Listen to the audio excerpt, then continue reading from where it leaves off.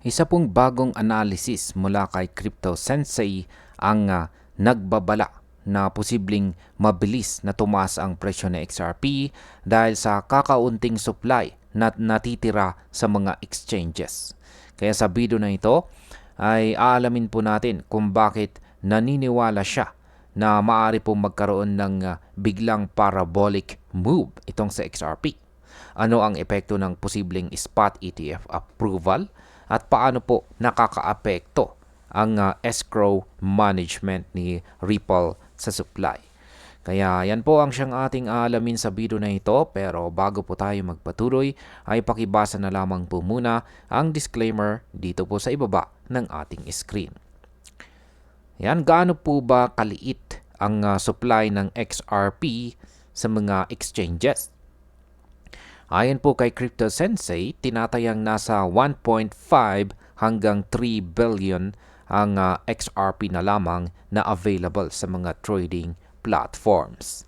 Ibig pong sabihin, kung magkaroon po ng biglaang malakas na buying activity, mabilis pong mauubos ang available supply. Kaya ang market impact po dito ay kapag naubos po ang supply sa mga exchanges, nananatiling mataas ang demand. Maaring magdulot po ito ng mabilis at malakas na pag-akyat ng presyo ni XRP.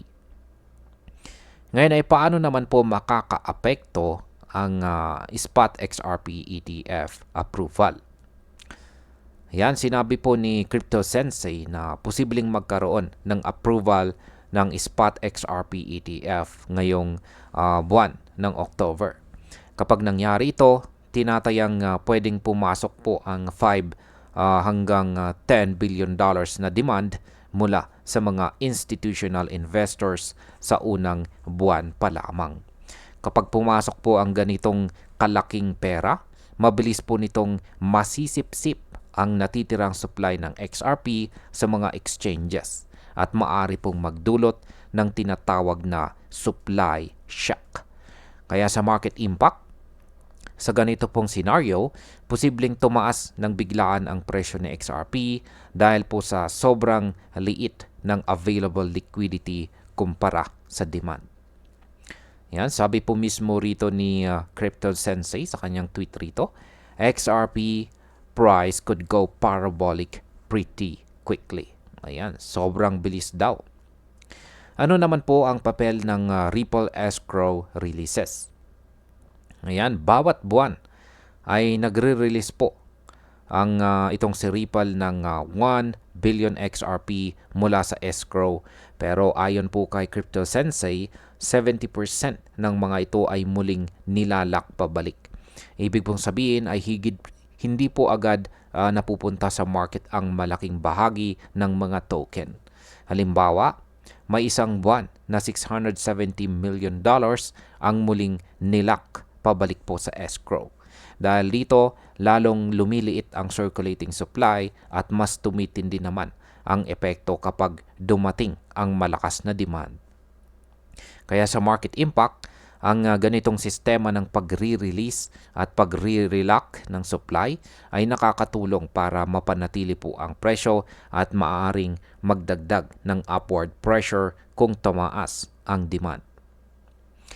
Ngayon ay maaari bang maganap ang supply shock? Ayon po kay Crypto Sensei, kapag pumasok po ang mga malalaking investors ng sabay-sabay, babagsak po ang liquidity at tataas po ang presyo ng mabilis. Ito po ang senaryo na kanyang hinihintay dahil maaari po itong maging turning point para kay XRP at magdala ng malaking adoption.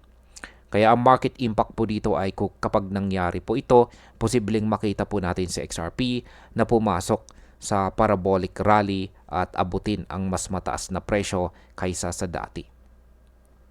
At bilang panghuli, ang opinion ko naman tungkol dito ay ang analysis na ito ni Crypto Sensei ay mahalagang bantayan po natin bilang mga traders at holders na XRP.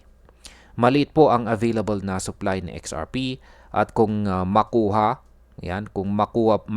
po siya ng ETF approval, maaring makita po natin ang isang explosive move. isang pagsabog na galaw. Pero dapat din po tayong mag-ingat dahil maaari pong magkaroon ng volatility at mabilis na retracement kung nag-take profit ang mga malalaking players. Kung ikaw po ay nagbabantay or nakabantay rito kay XRP, maganda pong pag-aralan po muna natin ang mga price levels bago ang buwan ng October dahil maaring ito na ang simula ng malaking galaw na matagal na pong hinihintay ng market. At ayun, hanggang dito na lamang po tayo sa video na ito mga ka-crypto. Marami pong salamat sa panonood. Ingat po tayo lagi at God bless po sa ating lahat.